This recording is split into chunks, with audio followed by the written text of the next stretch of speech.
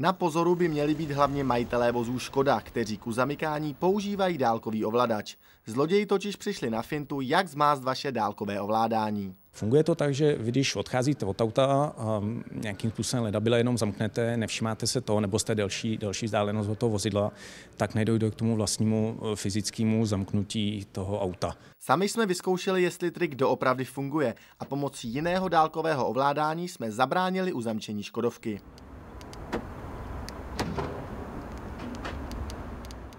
Víme o tom, že v České republice již došlo k případu, kdy pachatelé vykradli vozidlo tím způsobem, že narušili systém centrálního zamykání, ale v Plzeňském kraji jsme žádný podobný případ neřešili. Popisovaný fígl ale nefunguje vždycky.